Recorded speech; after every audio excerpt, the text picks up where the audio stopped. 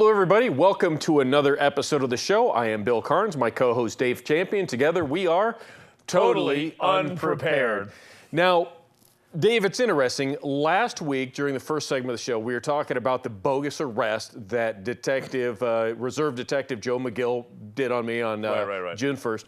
And you got quite passionate towards that particular reserve deputy on the show. Deservedly so. Said a few things and let your thoughts be known. And it was interesting that I got a text message, found out that during the show, a woman called the station and said, I will never watch KPVM again, and slammed down the phone. Really? That was the response. Mrs. McGill, thank you for the call. You never know. You never know. Right. Yeah, but before you get on to what we're going to say, I just want to say, whatever people think of our positions, I think we do a fairly intelligent show, even if people disagree with us. So when somebody hears us condemn a dirty, corrupt cop and becomes angered at, for instance, my verve in speaking out against the disgusting, corrupt piece of crap that he is, okay, and gets mad at me, man, they are way out of sync with reality. The object of their scorn, of their anger, should not be me. It should be the dirty cop, Joseph McGill. And if nothing else, I mean, feel free to turn off Totally Unprepared, but it has nothing to do with the station or the ownership.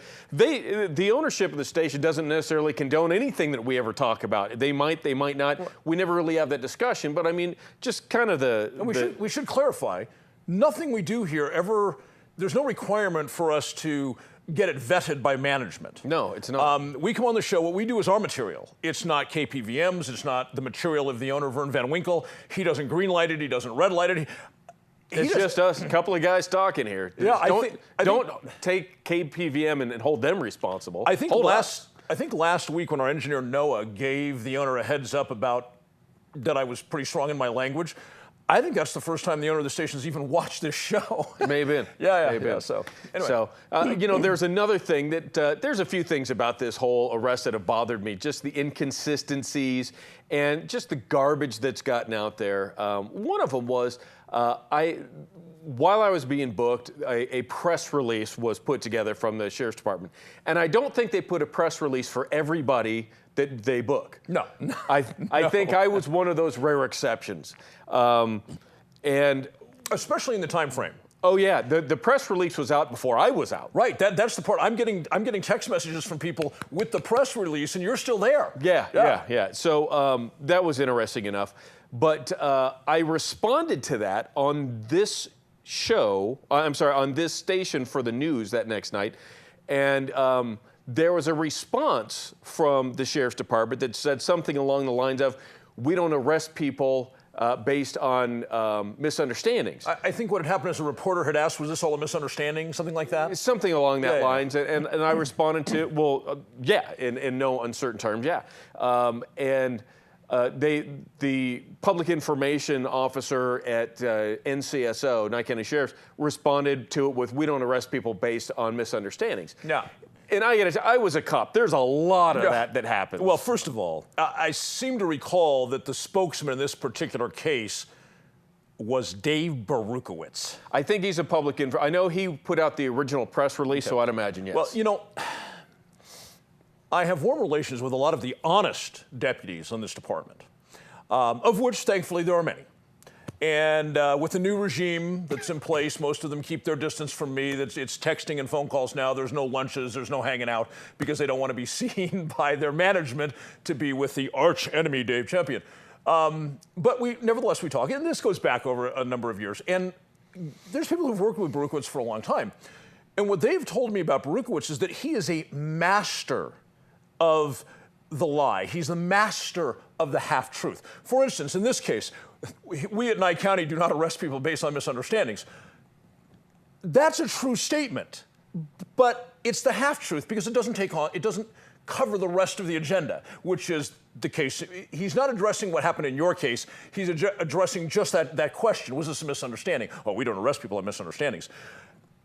He's right. However, there is a little cadre of corrupt officers on the Nye County Sheriff's Department that do not arrest people based on misunderstandings. They arrest people, as you were, based on complete fabricated lies. They are corrupt, dirty cops, and they will arrest anyone they want, anytime they want, for anything they want, because they're lying sacks of crap, and they will plant evidence, they will falsify statements, they'll do whatever they need to do. So, Berukowitz, it's not that the Nye County Sheriff's Department arrests people on misunderstanding. Most of the guys arrest people correctly and properly based on their understanding of the facts and the law. Then there's this little group of corrupt guys who arrest people based on corruption. And of course, that's the part, in your case, it was corruption, and he doesn't want to speak to that.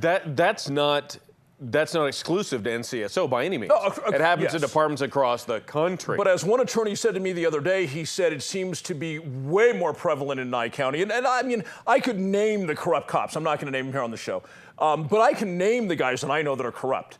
I said the ones I know that are corrupt. That doesn't mean I know all of them that are corrupt. But you know, the same arrest I went through with a guy that was a sheriff's candidate a couple of cycles ago, 5-6 years ago. He was arrested. Now, we're talking about a retired police officer. He was arrested for impersonating a police officer. He was actually a former Navy SEAL. Are we talking about Ted Holmes? Ted Holmes, yes. Yeah. Former Navy SEAL and a retired Riverside County Oh, that's cop. right, he was, yes. And he was a candidate for sheriff 5 years ago. He was at the same time. And he was arrested on the same charge, impersonating an officer. And wait. Dave Berukowitz affected that arrest, correct? If the news article is in my head right? I'm 99% certain Berukowitz was the arresting officer on that. Well, then that would be a little ironic based on the not only that, statement on me. He arrests Ted Holmes, a candidate for sheriff, in the middle of a campaign. Then the next season he turns around and arrests Rick Marshall, a candidate in the middle of the campaign. Hello! Where I was getting was, on that same arrest, he beat it in court and sued and won in civil court. Yeah, so here's Berukowitz making an arrest. If I remember the news story, and again, I'm 99.9% certain I do remember correctly that it was Berukowitz, who makes an arrest of a candidate for sheriff for impersonating a police officer, the same bogus charge that McGill brought against you. And Holmes beats the charge and then turns around and sues. I believe it was in federal court, if I remember. Yeah. And Nye County has to pay out on that arrest. And they just paid out a couple months ago on another arrest Berukowitz made. And there's more coming. Well, just so you know, when Ted Holmes won, he told me that the judge asked him, you know, what do you want as a settlement? And he said, I don't want anything other than my costs being covered. I just want to be right. So he didn't fleece the county. Yeah. By the way, let me clarify. The county did not just pay out on an arrest Berukowitz made. The county just paid out on a lawsuit brought against various actions of Berukowitz against victims of his conduct. Understood. There was no arrest that I'm aware of in that case, more threats and intimidation, things like that. Let's talk a little bit about former Speaker of the House, Dennis Hastert. Denny Hastert. Well, you know, this is so classic on the heels of the Duger thing that we talked about last week, okay? That's really come to head recently. Oh, yeah. You know, and there seems to be this rash of cases coming out where Christian right-wing politicians are being found out to have been engaged in various sexual misdeeds. And again, I want to be clear. When I say Christian hard right, I'm describing Dennis Hastert. I'm not condemning all Christians.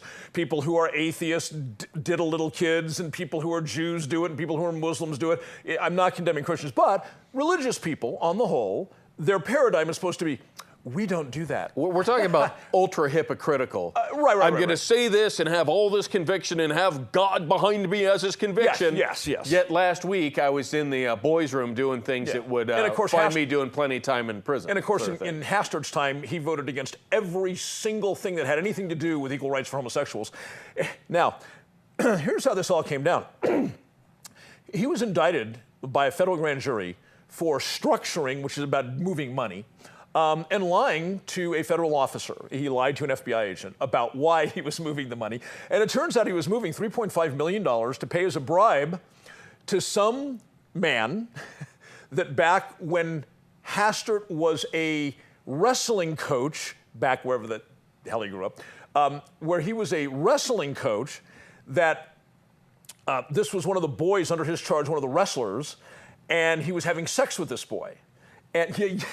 Yeah. Like a high school boy? Yes! When he's the coach. When he's the coach, right. So apparently this boy is, of course, obviously a man now, and he's sticking Hastert up for, Hastert had already paid him $1.7 million, and he was going in for another 3.5, okay? And wait, 1.7 plus 3.5 is like $29.7 million or something, right? No. 5.2. 1.7, yeah. We're That's around, like $2,800. We're around $5 million on the deal, had Hastert managed to successfully pay the second bribe. But it turns out this is not the only young man that Hastert was diddling back in those days. Allegedly?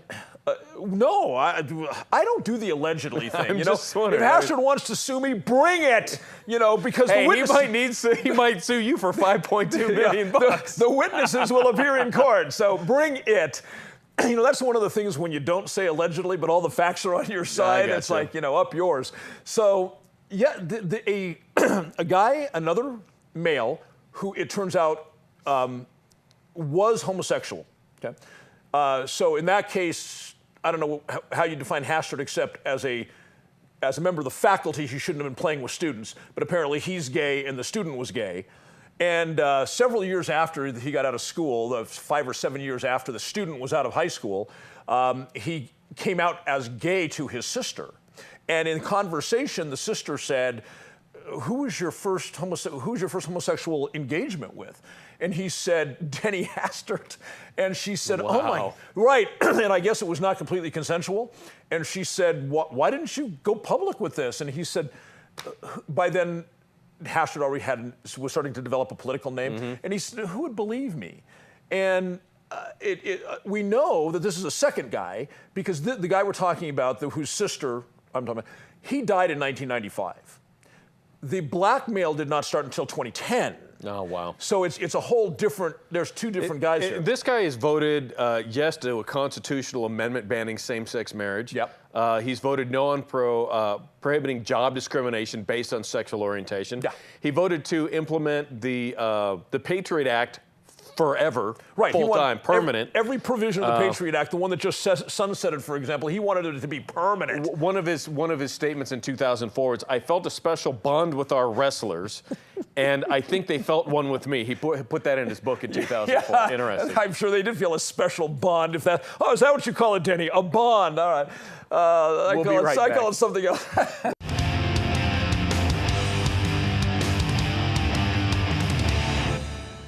All righty, we are back, and it's time for...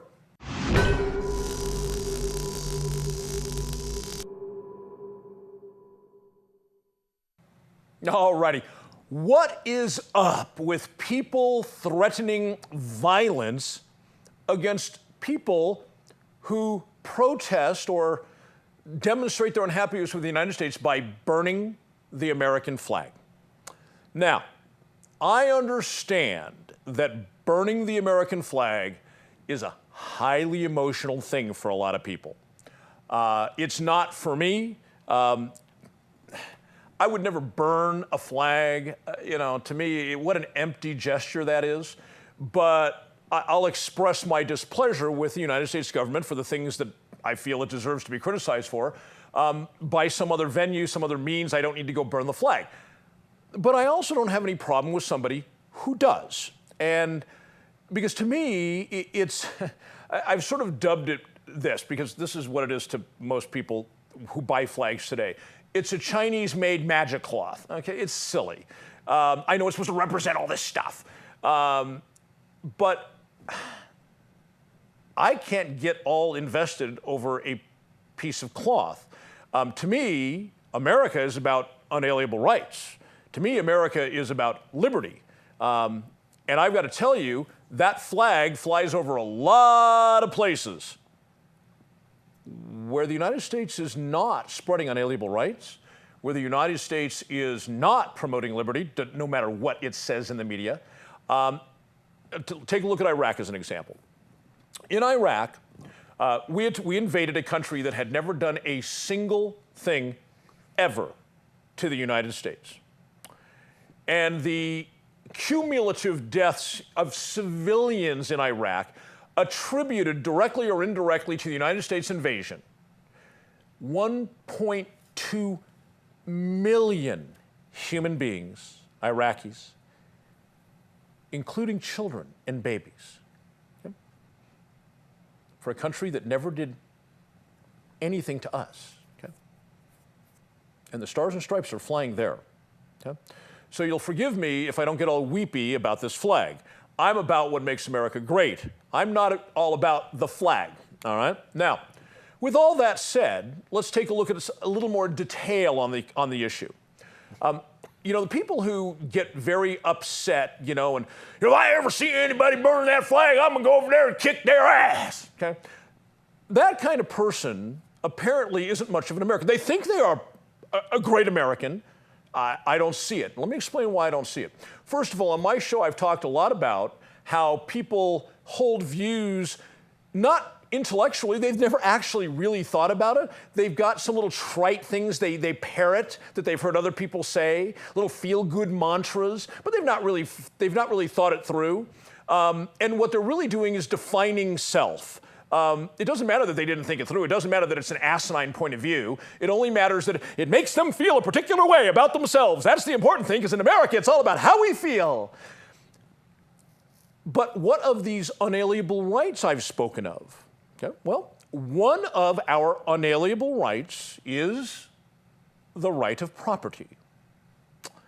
And the United States Supreme Court has said repeatedly that the right of property includes the ability to acquire property, use the property as you see fit, including destruction of it, and disposal of that property, selling it to somebody else, burning it. Okay? That is all part of the unalienable right of property. So when somebody goes out and purchases a flag, they go down to the local whatever store, and they get a little box that says American flag, and they take it home, and they open the box, and they pull this piece of cloth out. That is their property. It doesn't belong to you. There's no community control, community ethos that surrounds that flag, and even though he owns it, he doesn't have the right to do anything he wants to it. Well, if you believe in unalienable rights, he sure as hell does, because he owns it. And to tell a man he cannot do with his own property what he wants is to tell a man you don't believe in his unalienable right of property. Further, the United States Supreme Court has never even bothered to rule on whether burning the flag is right or wrong or constitutional or legally permissible or any of that. The reason they've never bothered to do that is because it's your property, and the court knows this. The seminal case on burning the American flag is from 1989, for Pete's sake. I mean, what, you can't figure this out and go look it up for yourself? It's called Texas v. Johnson. And in that, the United States Supreme Court said, when you burn a flag, Texas tried to qualify, they knew that they couldn't get past the property issue. So they tried to say that burning the flag was disturbing the peace. Okay, this is stretching the law. This is what we call outcome-based law. It may not actually be the law. It may not actually comport itself with what the law has said historically and precedent. It may not actually comport itself with the Constitution. But damn it, we want to do it anyway. And that is also un-American. You don't stretch the law beyond any reasonable bounds. You don't stretch the law beyond precedent. You don't stretch the law beyond its constitutional boundaries. You don't do any of those things. You obey the freaking law if you are an American. So here we have a case where when somebody's burning a flag, they are exercising their constitutionally protected, unalienable right of property to acquire it, to possess it, to utilize it, and dispose of it as they see fit. Secondly, the United States Supreme Court has already said it is not an act of disturbing the peace, because the cases where you are disturbing the peace by your other right of protest, okay, that's what it's been deemed by other courts. The other courts, federal courts or circuit courts, have said burning the flag, when you do it for a political message, that is a freedom of expression. It is freedom. It is a form of free speech. You are making a statement by burning the flag. Now, again, would I go burn a flag? I would not. But I am appalled. I read something on social media the other day where a guy put a picture up. A guy had an American flag laying on his driveway, and he was standing upon it. And somebody took a photograph of that. And this guy posts a photograph, and it turns out this guy, I guess, doesn't live too far from the gentleman who was making the post on social media. And he said, when the excrement hits the fan, so you don't have to do any work there, Noah, when the excrement hits the fan, I'm going to go put a bullet in this guy, okay? What he's saying is, because this guy is exercising his unalienable right of property, because he is exercising his right of free speech, and because he is not violating any statute, so says the United States, any constitutional statutes, any statute that could possibly be deemed constitutional, as the Supreme Court said, this guy, this self-professed patriotic American, who doesn't respect the right of political protest, who doesn't respect the right of free speech, who doesn't respect the right of property. This guy claims he's a patriot and says he's going to go murder the guy who's exercising his rights. Bill, what do you think about that? I think he didn't say murder. He said put a bullet in him. Well, I mean, most people get shot without dying. Unless it's self-defense, it's pretty much murder. Let me tell you how I look at this. I agree with you in the sense of all the legally accurate and constitutionally provided argument that you have. I really do. And I respect that opinion. It still bothers the living hell out of me when I see the flag that represents the country. Now, keep in mind, patriotism is not support and love of the government. It's support and love of the country. And for me, it's the original intent, the founding, what our forefathers sacrificed to make this a country. As I put it, a once great nation. Now that we've slept and allowed these dirtbag, horrible politicians into office that have ruined this country over decades. You could have just said horror politicians. You didn't need to add the ibble. There you go. So I understand when people get so PO'd that they want to burn or otherwise desecrate the flag in the veil of modern politics. I look at that flag as something that represents the founding of the country, so I don't like it. As a matter of fact, they have this like flag stomping challenge or something on social media. And that's where, you take a picture and you stomp on the flag. Maybe that's what this photograph was from. I'm sure it was. So yeah. I have heard the idea of the expired yogurt challenge for anybody who catches somebody stomping on the flag, that somehow expired yogurt ends up on top of them. So I have to say that I have some of the passion involved in, look, that represents the founding of the country to me. I don't do anything about it, but I can't stand seeing it. But I do understand it. I do understand it. So I'm in a pickle with it. I understand the rights and the freedoms, everything that you laid out. And you're right. I understand that and I get it. And you're absolutely correct. But it doesn't take the dagger out of the back that I feel when I see it. So that's what I think. Okay.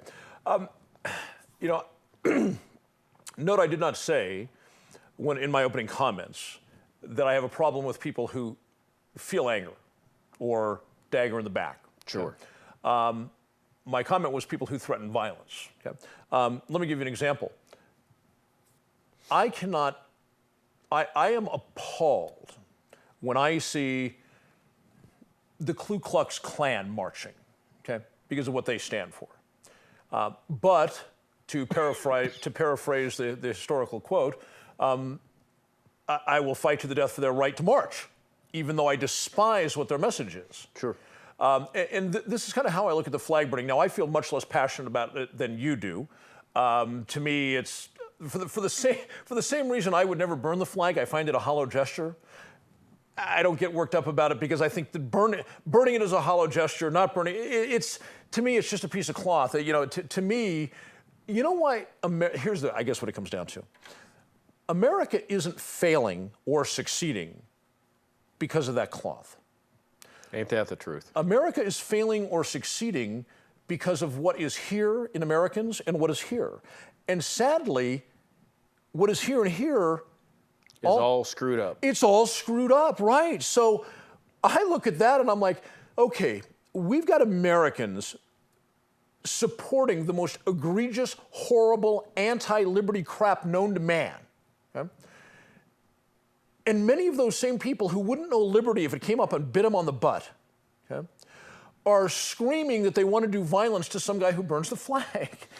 So I think here's the deal. Burning the flag, a priority for Dave, his importance is down here. Right thinking as an American is up here, okay? If I'm going to get mad about something, it's going to be the piss-poor ideals that Americans let themselves get into. Put the horse before the cart. You know, one of the things that allows me a little peace in this is virtually all flags out there are not true to the official flag and the official size. I don't know if you know this, but 3x5, 4x6, it's a ratio of 19 to 10. It's not quite 2 to 1, it's 19 to 10. Nobody makes or sells those. Right. Anyhow. And you know, all those regulations about don't touch the ground and everything, that's for the military, it's not for civilians. We'll be right back.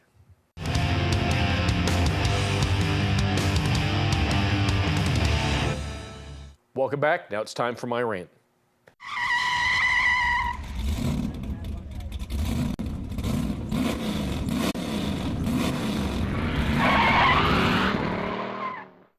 You know what really grinds my gears? Recently, pretty much everything. Man, I have had so much going on in the last week or two. There's so much stuff happening, and I seem to get phone calls, emails, text messages from everybody there is recently telling me, hey, you know, I need your help with this, or can you do that, or we need to make sure that you this, that, and the other. You know something? Leave me alone for a little while. I got to tell you, it's summer. I am supposed to be taking the whole month of June off from the rest of the world. My kids are here. We're going to be going on a family vacation. We're going to be spending some time. I got to tell you, I haven't been so busy in the last couple of weeks than I have been now that family is here. We're supposed to go to a family reunion. By the way, so everybody knows, I won't be here the next 2 weeks because I should be hanging out with my family. I'm not going to commit to the show because we've got stuff to do. But I got to tell you, man, leading up to this supposedly taking a break in June has been all for nothing. Everybody's piling on. I'm going to bed last night at 11 o'clock. I've had an incredibly stressful day yesterday trying to handle issues that I got to take care of and everybody else's problems.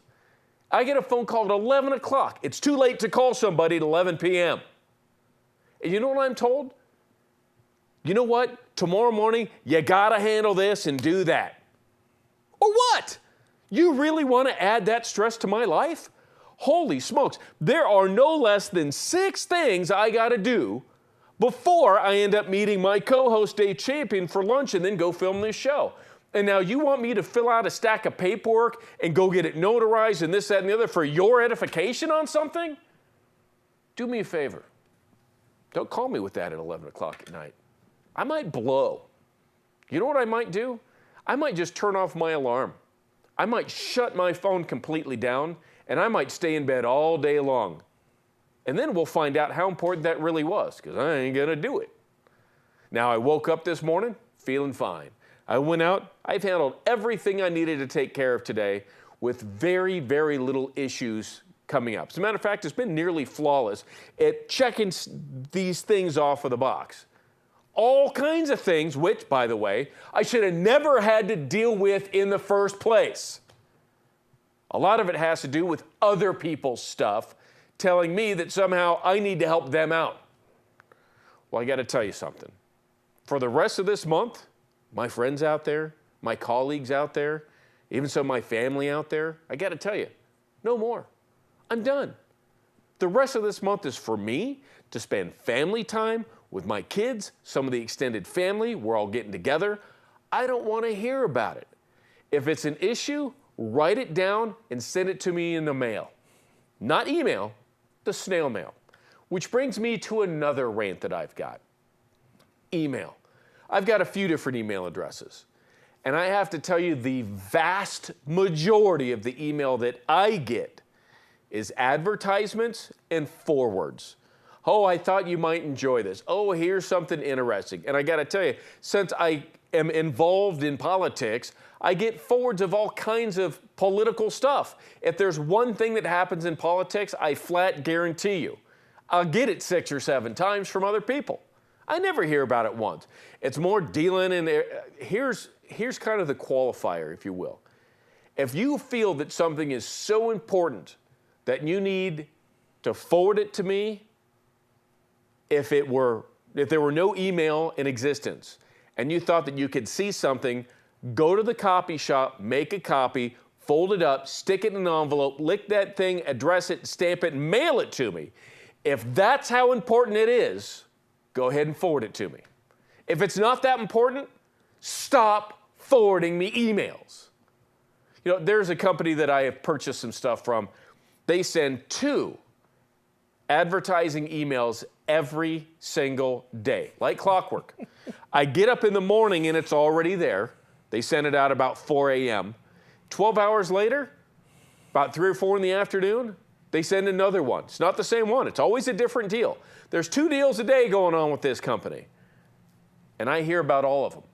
I actually went to the deleted folder in that particular email to look for an older email. And most of the stuff in that deleted box was this particular company that I delete twice a day. Now, I order from this company maybe a couple of times a year, maybe. But I literally deal with over 700 emails a year from a company I buy from twice, maybe 3 times. That's a little ridiculous. So for those of you who are friends that are on the email list, I got to tell you, sometimes people ask me for my email address, and I will qualify it with them. Look, I'll give you my email address if you only send me individual personal emails and you don't forward me anything. You have a question to ask, you see a news story or a product or something you want my opinion on, or it's something that we're discussing and deliberating on, then fine. If you have to, call me and ask me first. I'll take the phone call. But don't just randomly start sending me all kinds of stuff. I don't need to see any more pictures of women that are naked from the waist up. Okay, I saw that back in the 90s. I don't need to see that anymore. Stop sending it to me. I don't need to see every political cartoon that's drawn up and has an elephant stomping on a donkey with some cute little quip. I've seen enough of them. I don't need to see any more. They're not going to be so cute that, hey, you know, I've really got to see that one. Nope. Don't start asking me all kinds of various stupid questions that you can type into Google and find the answer yourself. Stop allowing me to be your encyclopedia. I've really kind of had it. Up to here, I really have. The glass is full and overflowing. I'm done with it. Just realize I'm not the only one in this position. A lot of people have emails that are absolutely abused, and people forward all kinds of crap to it. And all they've got to do is take their valuable time to delete it over and over and over. So here it is again. If you want to email anything to me, if it's so important I didn't have email, that you would print it out, fold it up, address it, envelope, pay the money for a postage stamp, and drop it in the mail to get to me because it's that important. If it is that important, go ahead and email me. I'll save you the time and effort, energy, and expense of printing it, getting an envelope, addressing it, mailing it, and putting it out in the mail to me. And I'll get it faster. But if it doesn't meet that criteria, keep it to yourself. Dave, are you a victim? I know you've got several email addresses as well. I do, and I go through the same thing. Some of those things you said really resonated. But as an example of hopefully my doing a little better job than some others, when you were falsely arrested a couple weeks ago, you mentioned to me that your phone was blowing up, right? Yes, it was. Guess who you did not hear from? Yes. All right? Because I didn't think you cared. No, I'm kidding. I'm sure that's why a lot of people text because they don't want to be thought not to care, right? Right. And my thing was, if Bill needs my help, he'll call me. Yeah. He's a little busy right now. I will wait for this to settle down. When the time is there, he'll fill me in. I don't need to pester him while he's going through this. Yeah, we finally talked. Actually, we sat down for lunch 2 days later before the show. Yeah. This thing about don't ask me to answer questions you can Google. Oh, talk about a pet peeve. Holy cow. Oh, yeah. I actually, coincidentally, we were talking about flag burning, and I was commenting, this goes back probably about 3 weeks ago, on a social media thread about the fact that the courts, federal courts have determined, and state courts, have determined that burning a flag is protected political free speech. And some guy comes on and he says, you know, oh, if you're going to say that, you have to provide the case citations. No, I don't. Why? I did the research 10 years ago, 12 years ago, 15 years ago. I know those cases are there. If it's very simple. All he has to do is Google court decisions, burning flag, free speech, and he will get pages of court decisions, right?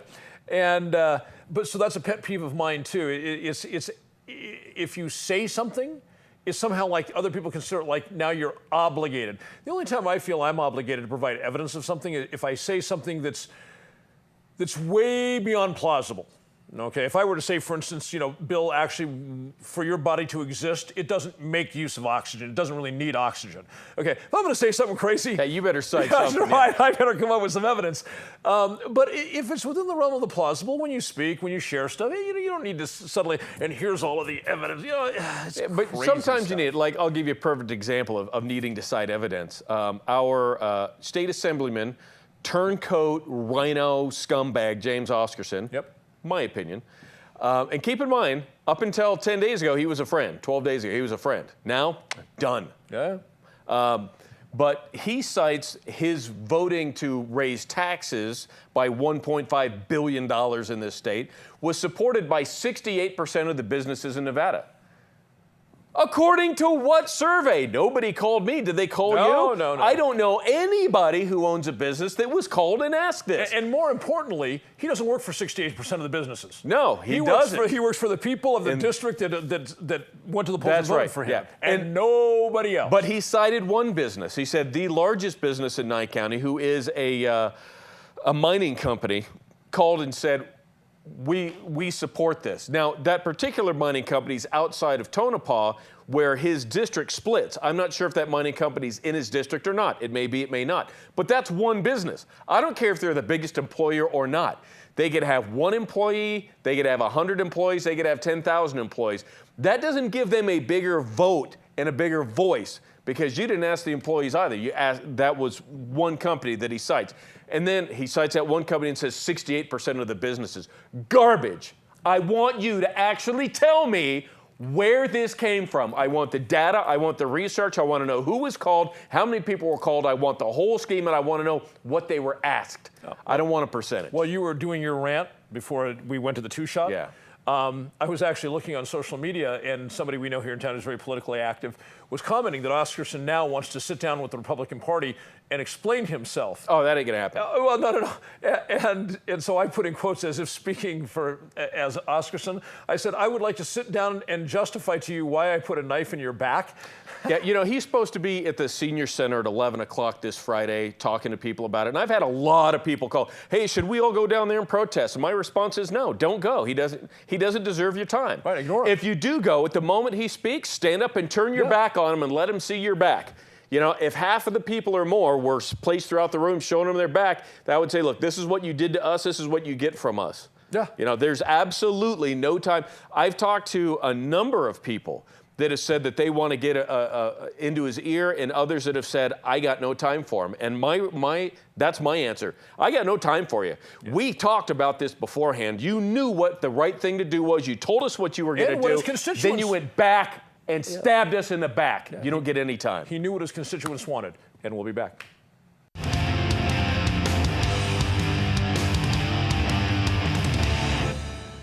Welcome back, segment 4. It is now time for us to go into the viewer email bag. If you want to send us an email, and please, we encourage it.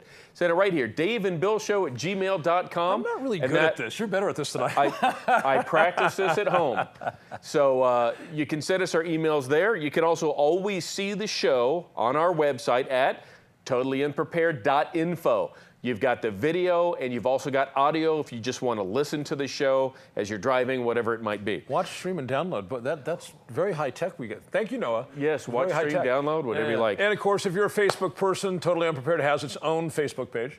Yes, we do. Okay, so we have an email here. I'm going to read off my phone here. It says, great show, guys. It just keeps getting better, especially when you expose local politics. All right? It makes a great foundation for a never-ending supply of entertainment. Spontaneous, daring as this show is, you both should be very cautious out there. However, they should be too. Here's my predictions for the next headlines. Now, Dave, this is where it gets funny. Dave, It says, Dave Champion arrested for speaking his mind. This is a headline? Yeah, this is his joke headline. Okay. Dave Champion, a world-renowned talk show host, has been arrested following a melee that involved 9 officers. Just under 3 minutes, there were 7 reported injuries. 4 were taken to the hospital and 2 are still missing. Baruchwitz and McGill were witnessed running from the scene, holding their privates, and presumed to still be in hiding. It says, update, Bill Carns hospitalized. Bill Carns, by the way, my last name, there's no E in it, just so you know. A well-known co-host of the talk show, Totally Unprepared, was hospitalized following the above scene when he bent over howling in laughter at the ongoing fracas, causing him to split a gut.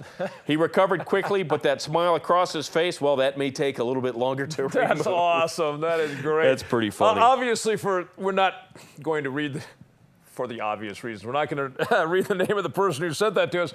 I have a couple things to say about that. As funny as it is, I do expect to be arrested every single day now in this town. It's funny, when Tony was sheriff, never had a concern about that because I'm a law-abiding citizen. I don't break the law. So my understanding of Tony's paradigm was as the sheriff leading, the department, if you don't break laws, you won't be arrested. I was very comfortable with that. I think every citizen should be comfortable with that, right? Imagine. Yeah. And then, of course, with the specter of Rick Marshall being sheriff, I had the same thing.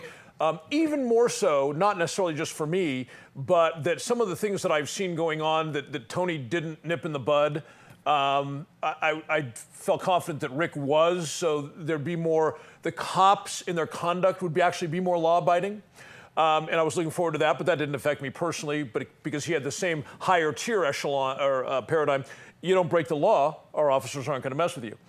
With the current regime, with Sharon Worley as sheriff, and my speaking out so vocally against Sharon, not against Sharon, I want to be very clear, against the lies she told and against the corruption I knew she was going to bring. Okay? It's about actions. It's not about her as a 70-year-old grandmother. I mean, I could care less about that. She didn't run as a 70-year-old grandmother. She ran as the lying person of corruption. So, and I have noticed... You're harsh, dude. It's true. All right. So, and I'm going to cover some stuff coming up here in the next couple of weeks about what's been going on, which will further validate the corruption comment. And I've noticed that many of the people that she's acted against, almost all of them, as a matter of fact, since she's been sworn in, have all been people who are Rick Marshall supporters. All of the people that she has rewarded since she was sworn in, which is not that long ago, are all people who were very vocal supporters of hers. There are some badge-carrying, gun-toting cops in this town who really have their nose bent out of shape about Dave Champion. And needless to say, they're the dirty cops, the corrupt ones that I talk about. And so if I look at the past conduct, the current conduct, and I look at the corruption that I'm seeing in the sheriff's department now, I don't believe, as you witnessed 2 weeks ago, I don't believe that the paradigm exists anymore in Nye County that if you break no laws, you will not be arrested. Okay? And because I am a political adversary exercising my right of free speech under the First Amendment, and because I am a media person who has... some people believe me to be credible, and some people follow what I have to say. You have a platform. I have a platform, and more importantly, I think a lot of people have a feeling that what I'm saying is, for the most part, credible. And so I don't think that the current regime finds that acceptable. So I think their next step, if I look at how they've conducted themselves in the past, is to go out and effect some sort of a false arrest and to smear my reputation, to damage my credibility. As a matter of fact, a deputy that I've talked about often, the night of the election was actually heard telling by 2 independent witnesses, I might add, was actually heard telling his fellow deputies, we're gonna plant stuff in Champion's car and hook him up. Okay? So that was on election night. Yeah, as Sharon's numbers went up, this is what he said.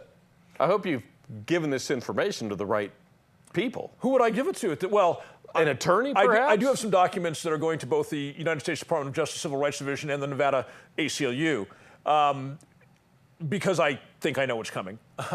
But right now, I mean, the person who said this is was one of the most staunchest, most vocal supporters of Sharon Worley, who did the most for Sharon Worley during the campaign, if I filed an internal affairs complaint, they would just get brushed under the rug, because that's the corruption that's there now. Interesting enough, yeah.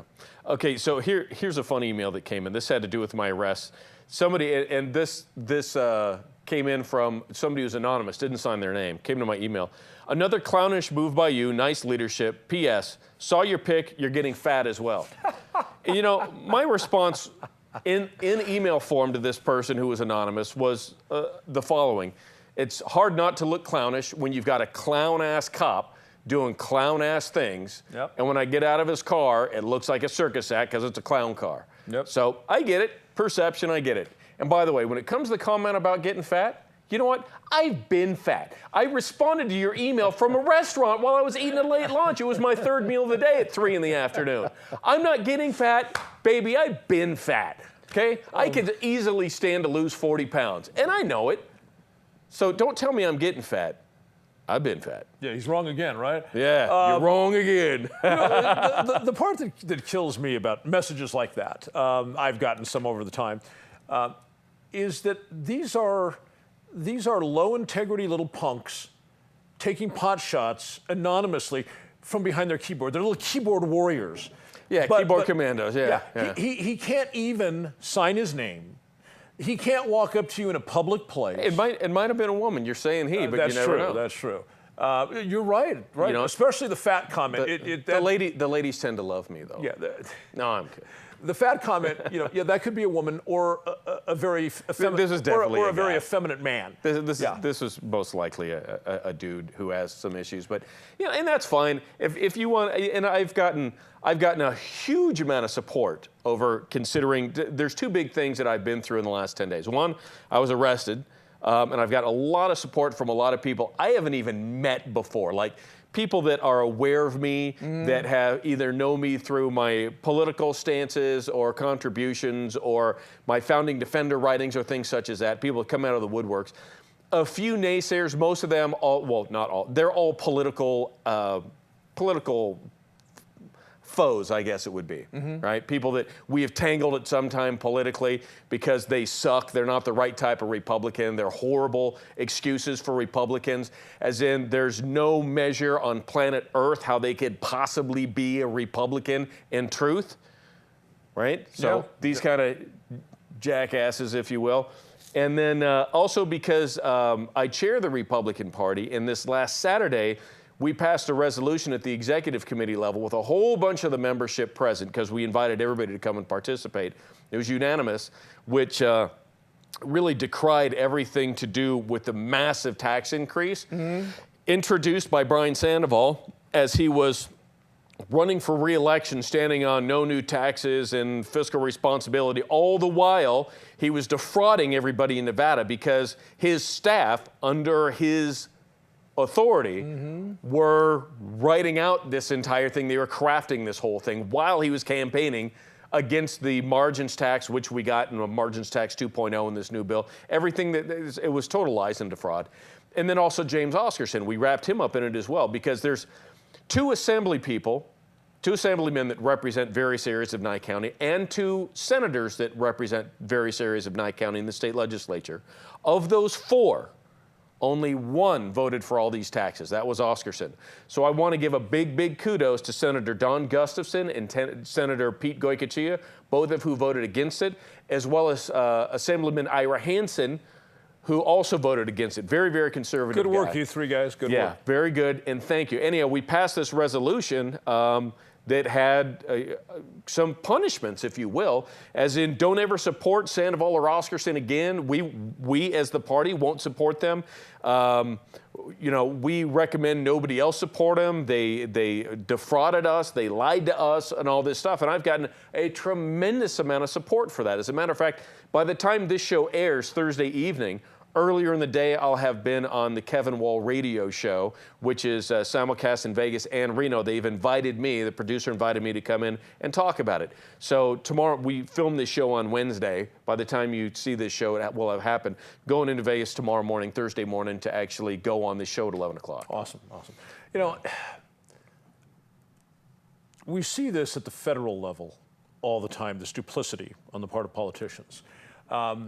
We see it less so in local politics. Gay Hastert was a perfect example. I think his spokesman when he was Speaker of the House was a guy named Fihey. And Fihey said that in 2004, despite who Hastert really was, voting against equal rights for homosexuals was a good political move. At the time, yeah. At the time, right, yeah, 11 years ago. Yeah, even though the guy's actually, boning little boys. But, locally we don't see quite so much of this, or maybe not so obviously this duplicity that James Oscarson has shown. Yeah, he is. He's out trying to talk to everybody and give his reasons why this massive tax increase is good. Yeah, and just so you know, 1.5 billion divided by 2.85 million residents. That's $526 for every man, woman, and child in this state that he voted for. Yeah, imagine if you're a family of 5. Yeah, 525 times the people in your household. That's what he voted for. I don't have any time for him. We'll see you next week. Thanks for being here. Take care.